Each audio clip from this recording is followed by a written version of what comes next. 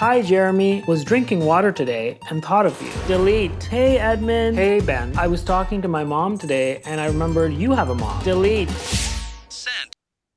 Hello, my name's Elise Chaffins, and I'm here today with Roshan Sethi and Karan Soni to talk about their new film, A Nice Indian Boy, coming to video on demand on May 6th. Thank you both so much for speaking with me today. I appreciate it. Yeah, thank you for Thank having us. you. I love your glasses. Thank you. I had some internet someplace that was cheap, so that's what I'm always looking They for. look expensive and fancy and custom. Woo! So, yeah. Well, hooray then. So can you just talk a little bit about the adaptation process of taking like a stage play and putting it onto the screen? Because that's just a kind of unique situation. Yeah, so the play is amazing. It's like one of my favorite pieces of writing, actually. Mm. And it was written by Madhuri Shaker. Eric Randall turned it into a script, a screenplay, even before we were attached or involved in any way. And then we became involved as a director and actor, respectively, and rewrote it together, using our own lived experience as gay Indians, and added some comedy sections to that weren't previously there. And then I would say the final stage of writing is actually the improvising, because there was so much improvising with the movie. Karan is improvising a lot of his dialogue, and Peter Kim, who plays Paul, his best friend, is improvising a lot of his dialogue, and so is Zarna, who plays his mother. She sometimes improvises dialogue for other actors to say, like the line, "We put on this gay TV for you." So the writing and the rewriting is done at all stages by everybody. The kind of amazing thing about movies is that it combines so many art forms. So it includes the brilliance of Madhuri and Eric, and then all the other people who bring their various visions in small and large ways to it. Yeah, yeah. This film really sits at this intersection of two subjects that still have a lot of taboo with gay marriage and interracial marriage. Can you talk about kind of bringing that story to life while still keeping it absolutely in the comedy genre?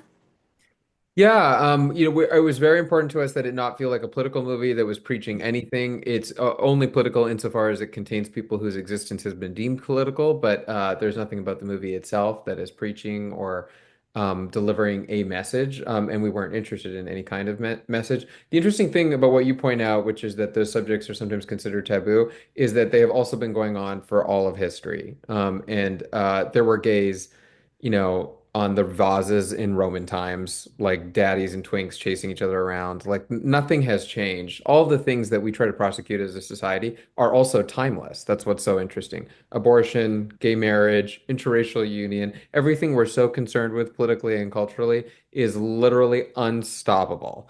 So it would be great if we could all spend a lot less time talking about it, but we're obliged to, obviously, particularly because of the times that we live in. Mhm. But it was important for us to be both political in our existence, but not political in the construction of the film itself. Yeah. Yeah, one of the other things that this film really seamlessly blends a romantic story with a story about family. And can you just talk about the ways that you allowed those stories to work both independently and interconnectedly through the script? Yeah, that all comes from the play, which is by Madhuri Shikar. The play takes three different relationships: the one between the parents, the one between the sister and her husband, who she's in the process of divorcing, and then the one between the film's central couple, Naveen and Jay, who are in the process of falling in love. So it looks at love from all these different angles: arranged, divorced, nascent, and it considers what it really is and how it exists in the context of family. So we more or less just continued that template that had been set up by the play. It wasn't like an innovation of the movie. It was very much in the spirit of the play, which I thought was remarkable. One of the remarkable things about it. Hmm. Yeah. So my husband and I have worked together a lot, and it can be really great, and it can also be really challenging.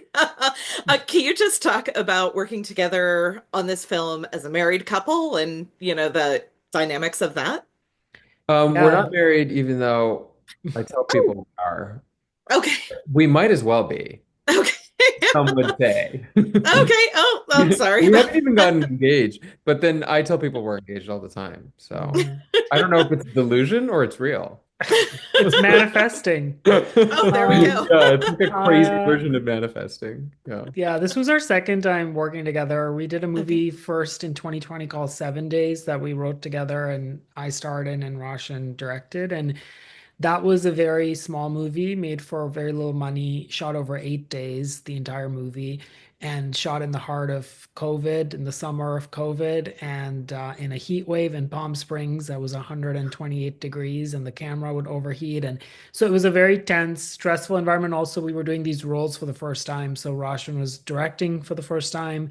I was acting for the first time under his direction. So I think on that movie, we had a lot of like, a quick lesson in like, oh, your dynamic as a couple, outside of work doesn't always work here because the dynamic has to adapt to it. Like, for instance, in an actor-director relationship, you have to trust the director and you can voice your opinion, but ultimately it's their movie. Obviously, in a relationship, everyone should be more equal than someone's opinion mattering more always. So that was like a little thing we kind of worked on and adjusted. But then on this movie, it had been a few years since we had worked together. And I think Roshan went and made another movie in between, and we had the experience of not working together, and we really missed it. And so I think this one we both just appreciated so much. And then on top of that, it was the most personal project either of us has ever worked on. So much of our own life is in this movie, and this is the movie that we both say we wish we had earlier in our lives to show to our family when we were coming out and going through all these things. So, in many ways, it felt like almost too good to be true because it was not only getting to work together, but also on something so personal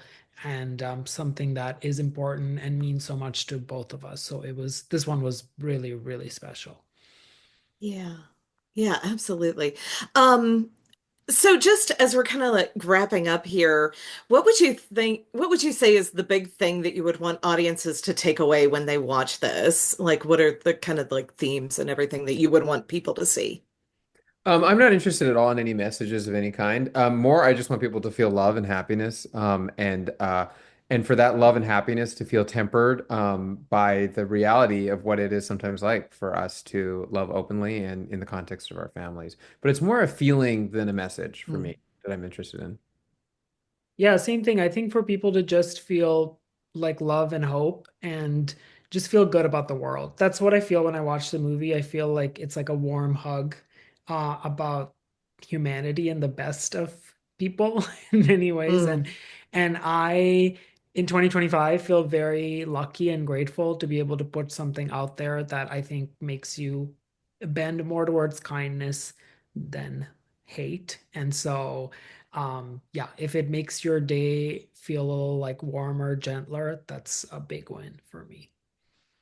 Fantastic. Well, thank you again both for speaking with me. Thank you for just a lovely movie and best of luck to both of you.